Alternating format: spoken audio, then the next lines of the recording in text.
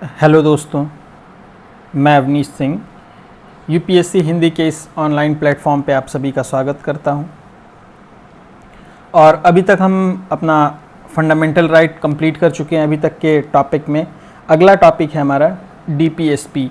लेकिन इस टॉपिक पे बढ़ने से पहले हम एक छोटी सी 1-2 मिनट की बात पे अपनी एक चर्चा कर लें कि देखिए, मैं आपसे शुरू में ही कहा हूँ, मेरी आपसे शुरू में ही ये वार्ता हुई है कि देखिए, मेरी वीडियो सबसे बकवास भी है और मेरी वीडियो सबसे लाभदायक भी है। दोनों बात है, मेरी वीडियो लाभदायक भी है ना, और मेरी वीडियो बकवास भी है। बकवास किन के लिए? जिनको चुटकुले सुनने आने हैं यहाँ पे, जिनको मज़ा लेने आना है कि है ना, चलो कुछ देखते हैं, हो सकता है कुछ मज़ा आ जाएगा आज पढ़ने में पॉलिटी, तो उनके लिए बकवास है ना। लेकिन जो पढ़ने वाले बच्चे हैं, जो प्रीवियस ईयर पेपर सॉल्व कर रहे हैं, उनके लिए ये वीडियो उतना ही इंटरेस्टिंग है, क्योंकि इस वीडियो में मैं एक लाइन भी फालतू बात नहीं करता हूँ और एक भी इम्पॉर्टेंट चीज़ को मैं छोड़ता नहीं हूँ, है ना। क्योंकि यूपीएससी, आप ध्यान रखें, लक्ष्मीकांत जो बुक है वो यूपीएससी क्रैक करने के लिए नहीं बनाई गई। लक्ष्मीकांत बुक पॉलिटी की है, उसमें से यूपीएससी के कुछ अपने टॉपिक्स हैं, चैप्टर के भी अंदर उनके कुछ सिलेक्टेड टॉपिक्स हैं। उन टॉपिक्स से यूपीएससी क्वेश्चन पूछती है। आपको उन टॉपिक्स को ही पढ़ना है, पूरे बुक को नहीं पढ़ना है ना। और दूसरी बात कि आपको बिटवीन द लाइंस पढ़नी है। आपको सिर्फ, क्योंकि सिलेबस इतना बड़ा है कि आप पूरी बुक पढ़ोगे तो आप पढ़ चुके, है ना, कंप्लीट ही नहीं कर पाओगे आप सिलेबस। तो जो यहाँ पे पढ़ने आ रहे हैं उनके लिए ये बहुत ही अच्छा लेक्चर है, और बाकी जो चुटकुले सुनने आ रहे हैं उनके लिए किसी काम का नहीं है ये वीडियो, है ना। वो लोग और भी जगह देख सकते हैं, है ना, वीडियोस। क्योंकि जो बच्चे पढ़ने आ रहे हैं, कम से कम उनको इस वीडियो का लाभ मिले, है ना। और दूसरी बात, कुछ बच्चे कह रहे हैं कि सर आप हिंदी में पीडीएफ रखिए। अरे यार, तुम्हारा लक्ष्य है यूपीएससी और पीसीएस बनने का, है ना, यूपीएससी निकालने का, पीसीएस निकालने का। तुम बगल में एक किताब नहीं रख सकते हो हिंदी की? यहाँ मैं इंग्लिश में पढ़ा रहा हूँ सब कुछ लाइन बाय लाइन, वहाँ आप हिंदी में हाईलाइट कर लो। और पढ़ा तो मैं हिंदी में ही रहा हूँ, कोई फारसी भाषा में तो मैं पढ़ा नहीं रहा हूँ। आप इतनी सी मेहनत नहीं कर सकते हो? क्या आप करोगे जीवन में, है ना। आप खुद के साथ धोखा कर रहे हो, है ना। चलो हम लोग अपना स्टार्ट करते हैं। DPSP, directive principle of state policy, नाम से ही देखिए साफ है, directive principle of state policy. यानी जो हमारा स्टेट है उसके लिए कुछ डायरेक्टिव्स हैं, कुछ डायरेक्टिव्स दिए गए हैं उसे कि तुम्हें यही फॉलो करते हुए अपनी पॉलिसी बनानी है और पॉलिसी को इम्प्लीमेंट करना है। तो क्या है वो डायरेक्टिव्स, हम आगे देखते हैं। तो इसमें पहला क्वेश्चन पूछता है कि जो डीपीएसपी है वो किस से किस आर्टिकल तक है। तो आर्टिकल 36 to 51। कहाँ से लिया गया है ये डीपीएसपी का आइडिया? आयरलैंड के कॉन्स्टिट्यूशन से लिया गया है ना। और एक पूछता है कि इसको नोवेल फीचर किसने कहा? किसने इसको नोवेल फीचर कहा? तो वो है डॉक्टर भीमराव अंबेडकर। तो 3 क्वेश्चन ये जो यूपीपीसीएस टाइप वाले हैं वो आपके पहले पैराग्राफ से ही कवर हो जाते हैं। चौथा एक क्वेश्चन यूपीपीसीएस में जब आप सॉल्व पेपर पढ़ेंगे तभी आप हमारे इस लेक्चर को यूटिलाइज कर पाएंगे, नहीं तो फिर कोई मतलब नहीं है इसका, है ना।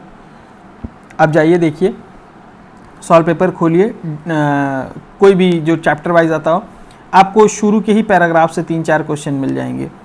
तो कंसाइंस ऑफ द कॉन्स्टिट्यूशन, ये किसने कहा है कि डीपीएसपी जो है वो कंसाइंस है कॉन्स्टिट्यूशन का, अंतरात्मा है कॉन्स्टिट्यूशन का। किसने कहा है? ग्रीनविल ऑस्टिन ने, जी ऑस्टिन, है ना, पेपर में जी ऑस्टिन करके दे देता है, ग्रीनविल ऑस्टिन। इन्होंने डायरेक्टिव प्रिंसिपल और फंडामेंटल राइट्स को क्या कहा है? Conscience of the constitution.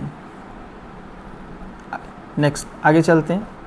Feature of DPSP, इसके फीचर्स क्या हैं, क्या क्या कैरेक्टरिस्टिक्स हैं, क्या क्या विशेषताएं हैं। पहली विशेषता, directive principle of state policy denotes the ideals that state should keep in mind while formulating policies and enacting laws। अभी जो मैंने ऊपर आपको बताया कि पॉलिसीज़ को फॉर्मुलेट करते टाइम और लॉ को इनैक्ट करते टाइम जिन चीज़ों को, जिन प्रिंसिपल्स को, इन प्रिंसिपल्स को स्टेट इन डायरेक्टिव्स को जरूर ध्यान रखिएगा, है ना। दूसरा क्या कहा गया है, directive principle resembles the instrument of instructions. ये इंस्ट्रूमेंट है क्या, इंस्ट्रक्शंस का, यानी कि इंस्ट्रक्शन दे दिए गए हैं कि ये आपको पॉलिसीज़ बनाते टाइम फॉलो करना ही करना है। Next, they embody a concept of welfare state, है ना। ये बताते हैं कि आपको एक वेलफेयर स्टेट को इस्टेब्लिश करना है ना। एक वेलफेयर स्टेट को आपको इस्टेब्लिश करना है, ना कि एक पुलिसिया राज्य। पुलिसिया राज्य आपको इस्टेब्लिश नहीं करना है, आपको कैसा, welfare state. They seek to establish economic social democracy in the country. यहाँ से देखिए यूपीएससी में यहाँ से क्वेश्चन पूछा जाता है। ये सब तो अभी जितने बताया यूपीपीसीएस में भी पूछा जाता है, लेकिन जो ये लाइन है ये यूपीएससी पर्सपेक्टिव से आपके लिए बहुत इंपॉर्टेंट हो जाता है कि इकोनॉमिक और सोशल डेमोक्रेसी की बात कहाँ की गई है, तो की गई है वो डीपीएसपी में। चौथा, आगे देखते हैं कहाँ से प्रश्न बनता है।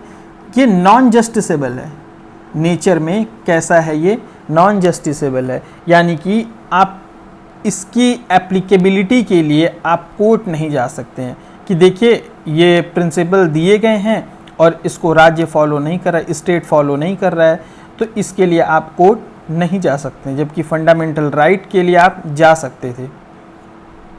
Not legally enforceable in a court, है ना, देखिए यहाँ पे लिखा भी हुआ है। आगे, classification of directive principles. Directive principles को 3 पार्ट में क्लासिफाई किया गया है, सोशलिस्ट, गांधीयन और liberal.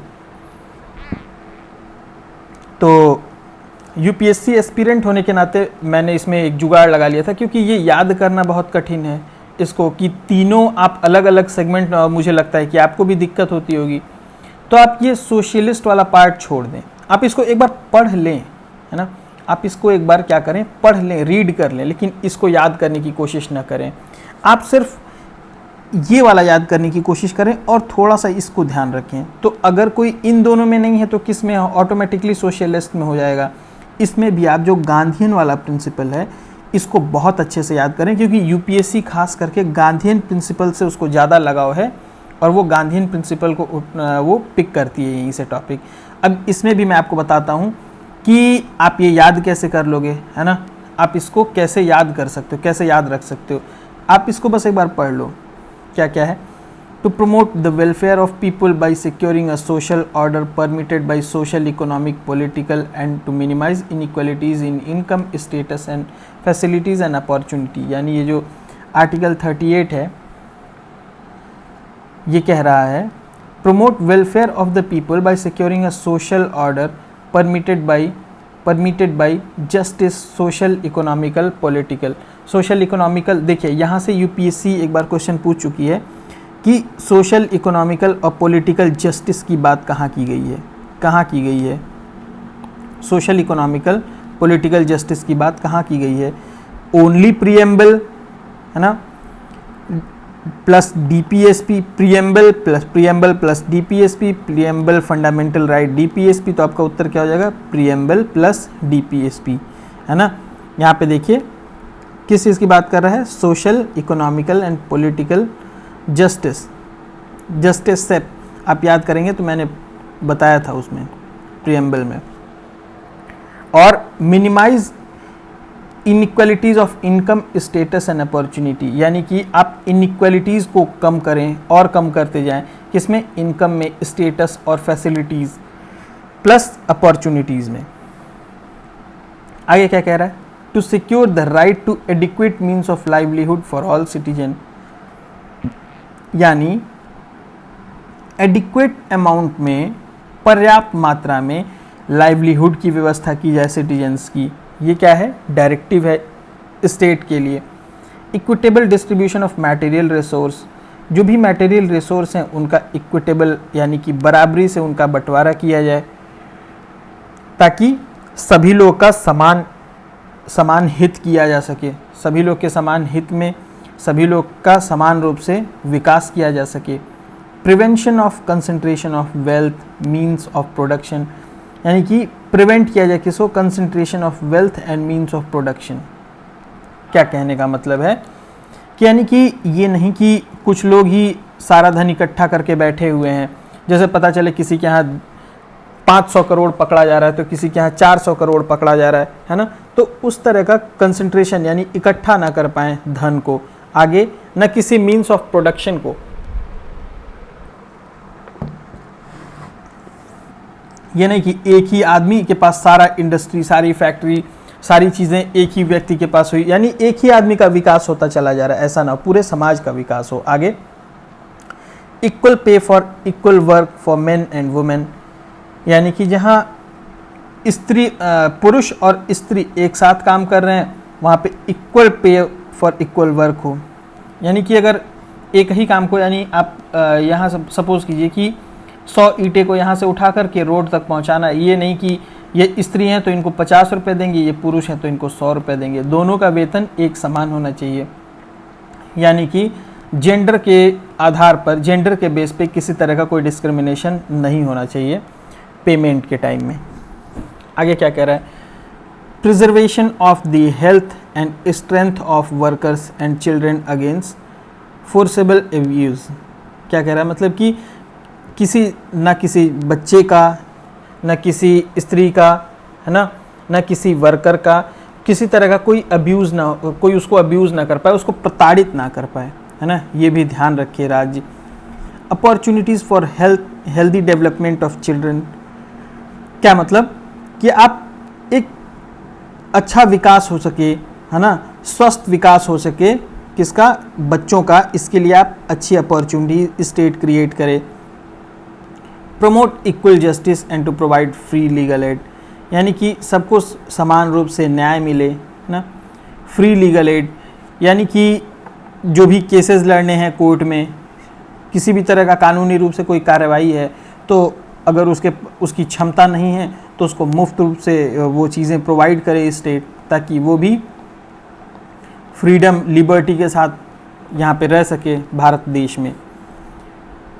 To secure the right to work, to education and to public assistance in cases of unemployment, old age, sickness and disablement. क्या कह रहा है, secure right to work, to education and to public assistance, यानी कि उसको कार्य करने का अधिकार मिले, शिक्षा का अधिकार मिले, जनता से सहयोग का अधिकार मिले उसको, किसमें, अगर वो अनएम्प्लॉयड है यानी कार्यरत नहीं है, या बुजुर्ग हो गया है, या मेंटल या हेल्दी, मतलब उसको हेल्दी नहीं है, मेंटल इलनेस है या फिजिकल इलनेस है किसी तरह का, यानी डिसेबल है किसी भी तरह से, अगर वो कार्य करने में सक्षम नहीं है तो उसको काम दे, उसको उसके विकास की व्यवस्था की जाए। आगे, to make provision for just and human condition for work and maternity relief, यानी क्या कह रहा है कि आप जिसमें ऐसा कंडीशन आप उसको प्रोवाइड करें, आप व्यक्ति को ऐसा कंडीशन आप प्रोवाइड करें कि वो काम करने में वहाँ पे सक्षम हो, उसको किसी तरह की कोई समस्या ना हो, मानवीय जो ज़रूरतें हैं वहाँ पर हों। ये नहीं कि वहाँ पे आग इतनी तेज़ जल रही है किसी फैक्ट्री में और उसके आग के सामने ही आप किसी व्यक्ति को खड़ा कर दें कि नहीं तुमको यहाँ पे काम करना ही होगा, है ना। तो इनह्यूमन, अमानवीय परिस्थितियाँ ना हो किसी फैक्ट्रीज़ में। और मैटरनिटी रिलीफ, जैसे कोई लेडी है वो माँ बनने वाली है तो आप उसके साथ मानवीय रूप से आप उसके साथ पेश आएँ, उनको छुट्टी दें, उनको काम हल्का दें उस समय, है ना। To secure a living wage, a decent standard of life, social cultural opportunities for all worker, यानी कि आप लिविंग वेज, जीने के लिए जो एक ज़रूरी रोज़मर्रे का जीवन बिताने के लिए जितना व्यक्ति की ज़रूरत है, कम से कम उतना उसको वेज मिल सके, उतना उसको पर डे की सैलरी मिल सके। सैलरी और वेज में आपको पता है क्या अंतर है, सैलरी महीने में मिलती है लेकिन वेज जो आप पर डे लेके जाते हो, है ना। A decent standard of life, ताकि वो एक अच्छा जीवन जी सके। To take step to secure a participation of workers in management of industries, जो इंडस्ट्रीज़ के मैनेजमेंट में वर्कर्स का भी पार्टिसिपेशन हो, to raise the level of nutrition and standard of living of people, improvement and public life, public health. तो ये जो चीज़ें हैं ये क्या हैं, ये किस तरह की आपकी हो गई, सोशलिस्ट प्रिंसिपल हो गई ना। और इसमें भी मैं बताता हूँ आपको कि एग्ज़ाम में आपके लिए कौन सी चीज़ इसमें भी बहुत ज़्यादा ज़रूरी है, जिनको आप बिल्कुल ध्यान में रखें। आप देखिए इसमें भी ये जो 39A है, 39A है, 43A है, 43 है, ये और 47, ये 3-4 आर्टिकल आप बहुत अच्छे से ध्यान रखें, तो बाकी को आप एलिमिनेट कर ले जाएंगे। चलिए यहाँ ये इसी की मैं बात कर रहा था। This is the most important principle, Gandhian principle. तो जब एलिमिनेट करने के लिए आएगा आपसे कि इसमें से कौन सा गांधीयन नहीं है या कौन सा लिबरल नहीं है, तो उसमें एक गांधीयन दे देगा, या फिर पूछेगा कौन सा इसमें गांधीयन नहीं है, तो उसमें 3 गांधीयन दे देगा, एक लिबरल या सोशलिस्ट दे देगा। तो आप वहाँ पे कैसे आप एलिमिनेट कर पाएंगे? आप देखिए, आप सिर्फ इन वर्ड्स को याद कर लें, आप सिर्फ इन वर्ड्स को याद कर लें। देखिए सबसे पहला क्या है, पंचायत। जब भी पंचायत की बात होगी, ये आप इसके नोट्स बना लीजिए, जब भी पंचायत की बात होगी, कॉटेज इंडस्ट्री जैसा कुछ लिखा होगा, कोऑपरेटिव सोसाइटीज़, आप ये छोड़ दीजिए, ये छोड़ दीजिए जो बाकी लिखा हुआ है ना, इसको काट दीजिए, बेमतलब की चीज़ें, ये इतना आपका दिमाग वहाँ पे गेस कर ले जाएगा। कॉटेज इंडस्ट्री वर्ड लिखा हो, कोऑपरेटिव सोसाइटीज़ वर्ड लिखा हो, SC/ST की बात की गई हो, वीकर सेक्शंस की बात की गई है, इंटॉक्सिकेटिंग ड्रिंक्स एंड ड्रग्स की बात की गई हो, slaughter of cows, carbs and other milch, दुधारू पशु, है ना, इन जानवरों की बात की गई हो, तो क्या होगा वहाँ पे, वो गांधीयन प्रिंसिपल होगा। गांधी जी बात करते हैं इन सभी चीज़, पंचायत की, कॉटेज इंडस्ट्री की, कोऑपरेटिव सोसाइटीज़ की, SC/ST, other weaker sections, intoxicating drinks and drugs, ये कीवर्ड्स हैं, इनको आप याद कर लें। इन्हीं से क्या होगा, आपको बाकी पढ़ने की ज़रूरत नहीं, इतना आपको नहीं देखने की ज़रूरत पड़ेगी, आपका इन्हीं से क्या होगा, हो जाएगा। लिबरल, तो आप चाहें तो सोशल वाला छोड़ दें, एक बार आप उसको पढ़ लीजिए, लेकिन अगर ये लिबरल और वो ये गांधीयन याद रखते हैं तो आपका हो जाएगा। लिबरल में देखें, यही आप कुछ चीज़ें हैं, इनको भी आप देख लें। जैसे आप कुछ चीज़ें बहुत आसान है लिबरल में, uniform civil code article 44, education for all up to 6 years article 45 जो है, agriculture and animal husbandry, environment, forest and wild life, national importance की चीज़ें, जुडिशरी फ्रॉम द एग्जीक्यूटिव अगर सेपरेट करने की बात आए, या इंटरनेशनल पीस एंड सिक्योरिटी, ये सभी चीज़ें अगर आएंगी तो क्या हो जाएगा, लिबरल पॉलिसी प्रिंसिपल। आप गांधीयन याद रखिए, बाकी आपसे हो जाएगा, है ना, मुझसे तो हो जाता है, आप भी कर ले जाएंगे, तो क्यों इतना मेहनत करना है बाकी चीज़ों के पीछे।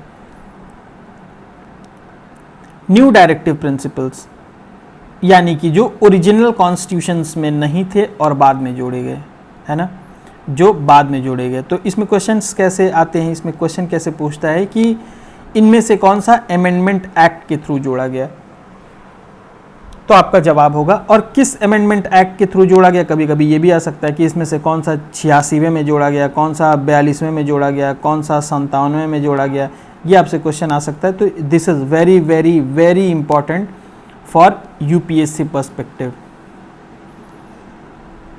42nd Amendment Act of 1976 added 4 new directive principles, यानी 42वां, देखिए अलग अलग संविधान संशोधन में अलग अलग चीज़ें जोड़ेगी। तो 42वें में क्या जोड़ा गया, to secure opportunities for healthy development of children, यानी article 39, to promote equal justice and provide free legal aid, article 39A, article 43A, to take steps to secure participation of workers in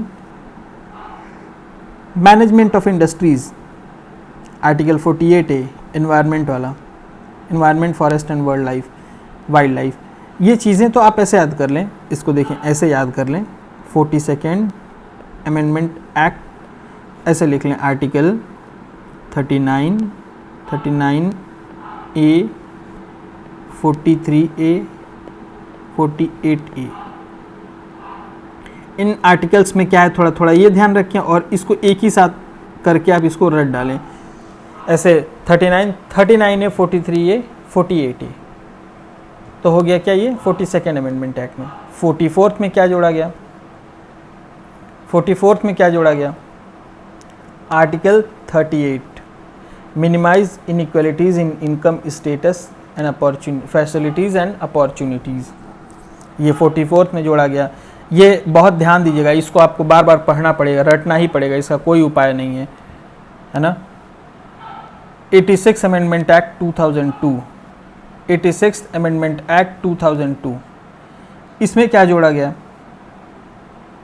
change the subject matter of article 45 and made elementary education a fundamental right under article 21A। जो elementary education था, 6 से 14 वर्ष की जो शिक्षा थी, उसको किस में जोड़ दिया गया? आर्टिकल 21A में।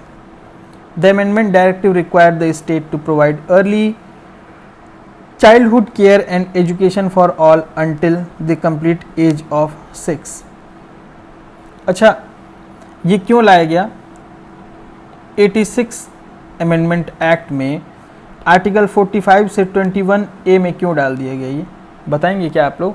क्योंकि जब तक ये आर्टिकल 45A में था, ये जस्टिसेबल नहीं था। क्या आप कनेक्ट कर पा रहे हैं? आर्टिकल 45 में जब तक था, तब तक ये जस्टिसेबल नहीं था, यानी आप कोर्ट नहीं जा सकते थे कि हमारे बच्चे को स्कूल मुफ्त शिक्षा दी जाए। और जैसे ही ये 21A में आ गया, यानी फंडामेंटल राइट में, क्या हो गया? ये आप ये जस्टिसेबल हो गया, यानी आप कोर्ट जा सकते हैं, यानी अब स्टेट बाध्य हो गया बच्चों को शिक्षा देने के लिए।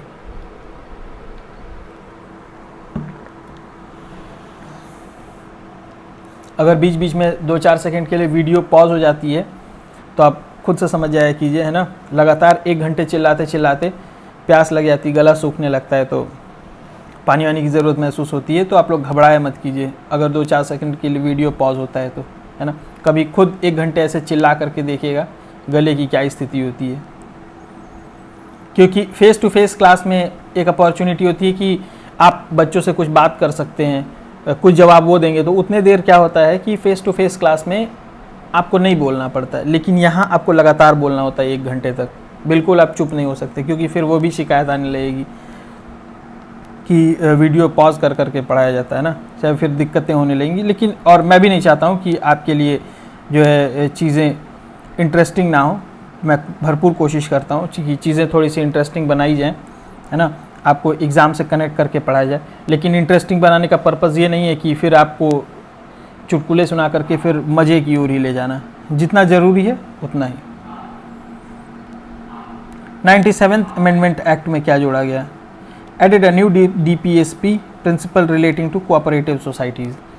ये जो कोऑपरेटिव सोसाइटी है, इस टर्म को जोड़ा गया है ना। ये किस में है? आर्टिकल 43B में है, कोऑपरेटिव सोसाइटीज़। ये मैच करने के लिए आता है, ये आर्टिकल बहुत इंपॉर्टेंट है, आर्टिकल 43B कोऑपरेटिव सोसाइटीज़, बहुत इंपॉर्टेंट आर्टिकल है, इसको याद रखिएगा।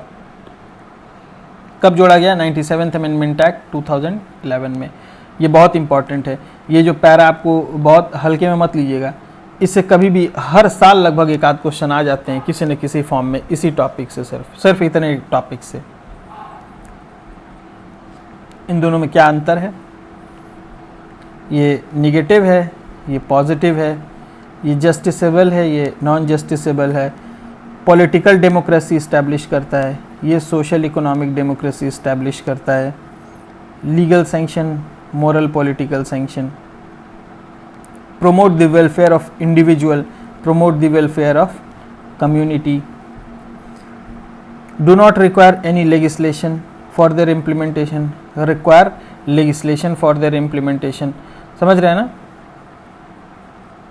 The court are bound to declare a law violative any of fundamental right as unconstitutional and invalid। Court cannot declare a law violate of any DPSP as unconstitutional। तो समझे आप क्यों डाल दिया गया उसको आर्टिकल 45 से हटा करके 21A में।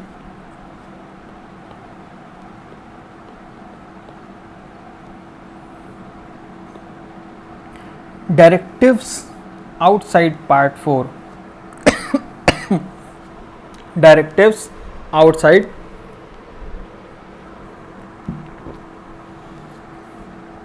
पार्ट 4, यानी कि जो यहाँ पे पार्ट 4 में डीपीएसपी दिए हुए हैं उनके अलावा भी डायरेक्टिव्स कुछ दिए गए हैं स्टेट्स को, वो आप देख लें। Claims of SC/ST2 services, the claims of member of scheduled caste and scheduled tribe shall be taken into consideration consistently with the maintenance of efficiency of administration in the making of appointment to services post in connection with the affairs of union and states।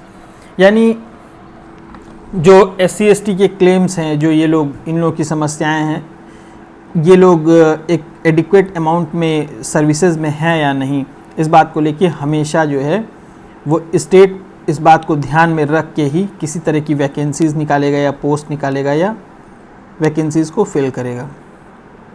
Instruction in mother tongue, it shall be Endeavour of every state, यानी कि सीधी सीधी बात कि mother tongue को बढ़ावा दिया जाएगा। Instructions में mother tongue में यानी कि हिंदी में दिए जाएंगे बहुत सारे इंस्ट्रक्शन, है ना, ताकि ज़्यादा से ज़्यादा लोगों को वो समझ में आए। तीसरा, डेवलपमेंट ऑफ हिंदी लैंग्वेज, यानी हिंदी लैंग्वेज का विकास किया जाएगा। उसके विकास के लिए, उसके स्प्रेड, उसके डेवलपमेंट के लिए तरह तरह की जो भी आपसे संभव हो सके आप वो स्टेप लें, ये कहा गया है। तो ये भी एक तरह के डायरेक्टिव्स ही हैं, जो direct principal of state policy, यानी इस पार्ट में तो नहीं दिए हुए हैं लेकिन हैं, आप उनको ध्यान रखना ही रखना पड़ेगा। चलिए आगे देखें हम फंडामेंटल ड्यूटीज़। देखिए एक बात मैं बता दूं यहाँ पे कि ये देखने में बहुत आसान लगता है ये चैप्टर, है ना। इस चैप्टर को स्टार्ट करने से पहले आपको मैं एक बात बता दूं, डीपीएसपी हमारा हो गया कंप्लीट। अब ये है हमारा फंडामेंटल ड्यूटीज़, इसको भी छोटा सा ये है, इसको कंप्लीट कर लेते हैं और बिल्कुल आप लोग के इच्छा अनुरूप जैसा आप लोग चाहते हैं बिल्कुल क्वेश्चन वाइज ही चला जाएगा। आप खुद बताइएगा ना, क्या आप इतना जल्दी डीपीएसपी कंप्लीट कर सकते थे? आप खुद सोच के देखिएगा, क्या आप डीपीएसपी को इतने इफ़ेक्टिव तरीके से, अब आप सीधे इफ़ेक्टिव तरीका है कि नहीं, साधारण सा आप पैमाने पे रखिए ना, आप मुझको एक पैरामीटर पे रखिए। आप बिल्कुल जाइए और डीपीएसपी कंप्लीट हो गया तो यूपीएससी के या जो भी टेस्ट सीरीज़ हैं उनके पेपर्स उठाइए और उनको सॉल्व कीजिए। क्वेश्चन सॉल्व हो रहे हैं या नहीं आप ये देखिए, है ना, आप ये देखिए। बाकी आप खुद आप डिसाइड कीजिए कि बाकी वीडियोस कैसे हैं और कमेंट करके आप हमें बताया भी कीजिए। मेरा थोड़ा उससे उत्साह बढ़ता है ना कि बच्चे पढ़ रहे हैं और मेरा उत्साह बढ़ेगा तो मैं और अच्छे से पढ़ाऊँगा, इसको और ज़्यादा टाइम दूंगा आप लोगों को, है ना। तो कमेंट करके आप लोग ज़रूर बताया कीजिए कि आप लोग पेपर सॉल्व कर रहे हैं या नहीं, और पेपर सॉल्व करते टाइम आपको क्या समस्या आ रही है और मेरे पढ़ाने से पेपर सॉल्व हो रहा है या नहीं। ऐसा बहुत कम टीचर बोलते हैं कि आप जाके पेपर सॉल्व कीजिए और देखिए कि मेरे पढ़ाने से पेपर सॉल्व हो रहा है कि, क्योंकि पोल खुल जाएगी भाई, पोल खुल जाएगी तो अपना पोल कौन खोलना चाहता है। तो आप जाइए तुरंत लेके बैठिए, पेपर 10 मिनट लगता है, सॉल्व कर लीजिए। मैं आपके लिए मेहनत कर रहा हूँ, फ्री ऑफ कॉस्ट आपको मैं चीज़ें प्रोवाइड कर रहा हूँ। मैंने बहुत मेहनत की है इसके पीछे, तब आज मेरे अंदर ये क्षमता आई है कि मैं 10 पेज में से 3 पेज निकाल के आपको पढ़ा रहा हूँ और फिर भी आपको गारंटी दे रहा हूँ कि आप जा करके पेपर देखिए। चलिए फंडामेंटल ड्यूटीज़ ये चैप्टर शुरू करते हैं हम अपना। In 1976, the fundamental duties of citizen were added in the constitutions.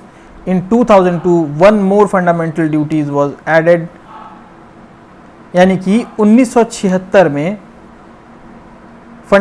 दस फंडामेंटल ड्यूटी है, फंडामेंटल ड्यूटीज़ ऐड किए गए और 2002 में एक और फंडामेंटल ड्यूटी ऐड की गई।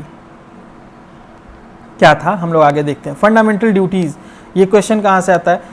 अब ये क्या कहता है, यहाँ पे क्वेश्चन यहीं से बन जाता है और यहीं से यूपीएससी प्ले करना शुरू कर देती है आपको पहले पैराग्राफ से कि the 11 fundamental duties were added in original constitutions. तो 11 जो फंडामेंटल ड्यूटीज़ ओरिजिनल कॉन्स्टिट्यूशन में थे या नहीं थे? नहीं थे, क्योंकि ये तो 2002 में जोड़े गए हैं और 2002 में क्या 11 जोड़े गए? नहीं, एक जो है 2002 में ऐड किया गया। एक कब ऐड किया गया? 2002 में। ये रहा फंडामेंटल ड्यूटी। ये कहाँ से लिया गया है? यूएसएसआर से। कहाँ से लिया गया है? यूएसएसआर से लिया गया है। एक ये क्वेश्चन आपका हो गया। तीसरा क्वेश्चन पूछता है कि किस कमेटी के रिकमेंडेशन पे फंडामेंटल ड्यूटी आई? तो सीधा सीधा आंसर आपका स्वर्ण सिंह कमेटी। स्वर्ण सिंह कमेटी के रिकमेंडेशन पे ही ये फंडामेंटल ड्यूटी लाई गई। लेकिन अब ये तो रहा गया कि यूपी पीसीएस वाले क्वेश्चंस कवर हो गए। ये तो यूपी पीसीएस और जो छोटे बाकी स्टेट पीसीएस हैं उनके क्वेश्चंस कवर है। यूपीएससी यहाँ से कैसे क्वेश्चन उठा सकती है और कैसे उठाती है? वो क्या करती है, जिस पार्ट को आप नेग्लेक्ट कर देते हो वहीं से क्वेश्चन बना लेती है वो। देखिए क्या कहा गया है, certain recommendation of committee were not accepted by the Congress party and hence not incorporated in the constitution, यानी कि इनको कॉन्स्टिट्यूशन में शामिल नहीं किया गया था। उसमें से कुछ रिकमेंडेशंस थे, वो कौन कौन से थे? तो पूछता है कि ये 4 ऑप्शन दे देगा, उसमें से कौन सा नहीं है। तो आप ये देखें कि ये 3 चीज़ें हैं जिसके लिए स्वर्ण सिंह कमेटी ने रिकमेंड किया था और उनको शामिल नहीं किया गया। तो आप इनको ध्यान रखिएगा। पार्लियामेंट में provide for the imposition of such penalty or punishment as may be considered appropriate for non compliance or with or refusal to observe any of the duties. सीधे सीधा मतलब है इसका कि यानी कि अब ड्यूटीज़ को अगर फॉलो करने से, जो फंडामेंटल ड्यूटीज़ हैं उनको फॉलो करने से अगर कोई मना करता है या नहीं फॉलो करता है तो उनके लिए पनिशमेंट लाया जाए, उनको पनिश किया जाए, उनके ऊपर पेनाल्टी लगाया जाए। ये सीधे सीधे खारिज कर दिया गया, इसको माना ही नहीं गया है। एक तो ये बात थी। दूसरी क्या बात नहीं मानी गई? No law imposing such penalty or punishment shall be called in question of any court on the ground of infringement of any fundamental right on the ground of repugnancy any other provision of the constitution। Sidhi Sidhi same बात, लगभग वही बात है कि no law imposing सच penalty, कि किसी तरह का अगर पेनाल्टी अगर लगाता है वो इस पे, तो इस तरह की कोई बात कोर्ट में नहीं लाई जा सकती है ना, जो कि क्या कर रहा है, फंडामेंटल राइट या फंडामेंटल ड्यूटीज़ का हनन कर रहा है। बाकी आगे क्या कह रहा है? ड्यूटीज़ टू पे taxes should be fundamental duties of the citizen, यानी कि टैक्स पे करने की ड्यूटी फंडामेंटल ड्यूटी होगी। नहीं, टैक्स पे करने की ड्यूटी फंडामेंटल ड्यूटी नहीं होगी, क्योंकि ये चीज़ शामिल, ये 3 चीज़ें, 3 बातें शामिल ही नहीं की गई आपके कॉन्स्टिट्यूशन में।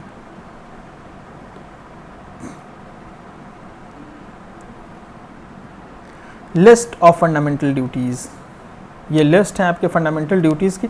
इनके आप कीवर्ड्स पकड़ लें। पूरा फंडामेंटल ड्यूटीज़ आप याद नहीं कर सकते, इनके कीवर्ड पकड़ लें।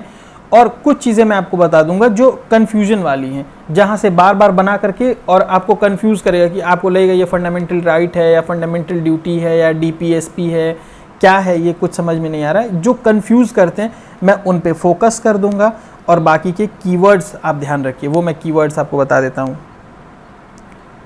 Constitution, ideals, institution, national flag, इन सभी चीज़ों का सम्मान करें, ये फंडामेंटल ड्यूटी है ना।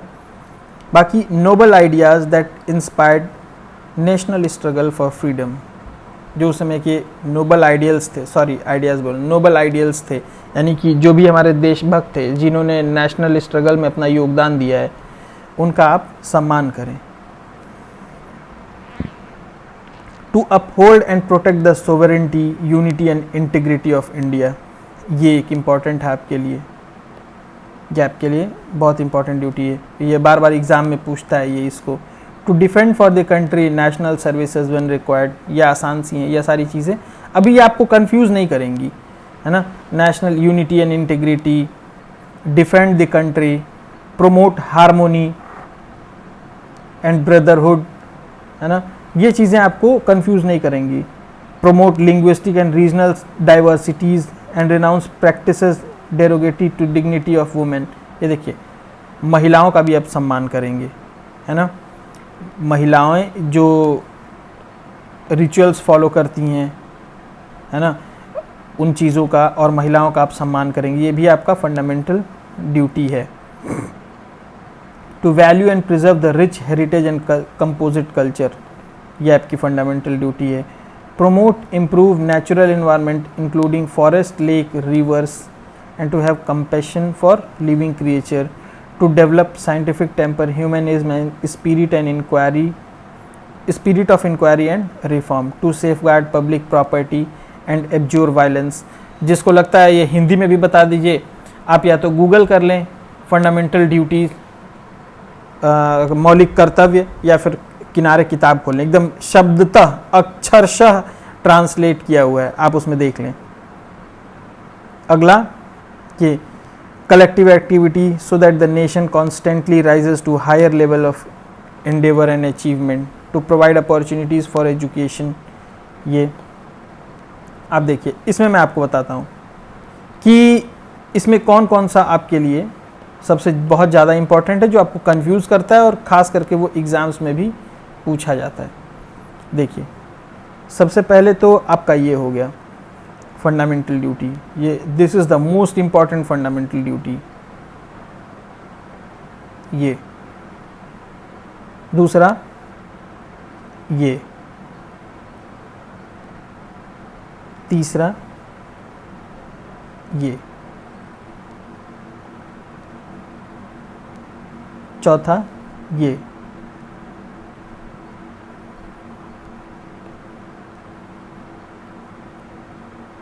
पांचवा, ये 11 में से ये 5 है ना, ये 5 हैं, C, E, G, I, K, C, E, G, I, K, ये जो 5 फंडामेंटल ड्यूटीज हैं, ये आप बार बार एग्जाम में पूछे जाते हैं और कंफ्यूज करते हैं इनको। ये 5 को आप ध्यान रखें कि ये फंडामेंटल ड्यूटी है आपकी। बाकी इनके कुछ फीचर्स हम लोग देख लें, ये आप 5 को ध्यान रखें, आपका क्वेश्चन सॉल्व हो जाएगा फंडामेंटल ड्यूटी से। इसमें 3-4 बातें ध्यान देने लायक हैं कि सरदार स्वर्ण कहाँ से लिया गया है, तो यूएसएसआर से। कौन सी कमेटी, सरदार स्वर्ण Singh committee. 42nd amendment act में कौन सा जोड़ा गया, तो सबसे लास्ट वाला ये जो जोड़ा गया सबसे लास्ट में 86 कॉन्स्टिट्यूशनल अमेंडमेंट एक्ट में जोड़ा गया है ना ये। और पूरा फंडामेंटल ड्यूटी कब जोड़ा गया, ये कब जोड़ा गया आपका, ये है कि 42nd अमेंडमेंट एक्ट 1976 में जोड़ा गया। ये 4-5 बातें, और ये जो 5 आर्टिकल, ये जो 5 चीज़ें मैंने बता दी, CEGIK, ये 5 आप ध्यान में रखें, और एक ये चीज़ ध्यान रखें। बस इतना ही फंडामेंटल ड्यूटी में क्वेश्चन आपसे पूछता है, इससे ज़्यादा नहीं। बाकी चीज़ें आप एक बार पढ़ लेंगे, अगर एक बार रीड भी कर लेंगे तो आपसे हो जाएंगी। इन 5-6 चीज़ों को आप ध्यान रखें, और ये 10 मिनट में हो गया आपका फंडामेंटल ड्यूटी समाप्त। ये बस 2 चीज़ और ध्यान रख लें। Fundamental duties are confined to citizen and not extend to foreigner, यानी ये सिटीजन्स तक ही सीमित हैं, फॉरेनर से ऐसी कोई उम्मीद नहीं की जाती है कि वो फंडामेंटल ड्यूटीज़ को निभाएं। Like the DPSP and fundamental duties are also non justiciable. जैसे directive principle of state policy non justiciable है, वैसे ही DPSP भी नॉन जस्टिसेबल है, यानी कि इसके लिए स्टेट कोर्ट नहीं जा सकती कि ये अपना फंडामेंटल ड्यूटी नहीं निभा रहे हैं, इसके लिए कोर्ट नहीं जा सकती है स्टेट। तो चलिए, हमारा ये चैप्टर हो गया समाप्त। अब हम आगे अपने नेक्स्ट लेक्चर में देखेंगे अमेंडमेंट ऑफ द कॉन्स्टिट्यूशन। ये समझ लीजिए आपकी, जैसे संविधान की आत्मा किसको कहे हैं, डॉक्टर BR अम्बेडकर आर्टिकल 32 को, आर्टिकल 32 को कहे हैं ना संविधान की आत्मा, है ना। तो वैसे ही ये भी है, एक जो है देखता हूँ, तो वैसे ये पूरे संविधान की जो आत्मा, ये यूपीएससी में जो आत्मा कही जाती है। तो ये जो चैप्टर्स चल रहे हैं ये आपके यूपीएससी के सोल हैं, समझ जाइए, यही आपके सोल हैं यूपीएससी के। आप इनको यहीं से क्वेश्चंस आपसे बहुत ज़्यादा गलत कराए जाते हैं। ये जो चैप्टर्स चल रहे हैं ना इस समय आपके बहुत इंपॉर्टेंट चैप्टर्स हैं। चलिए, thank you and have a nice day.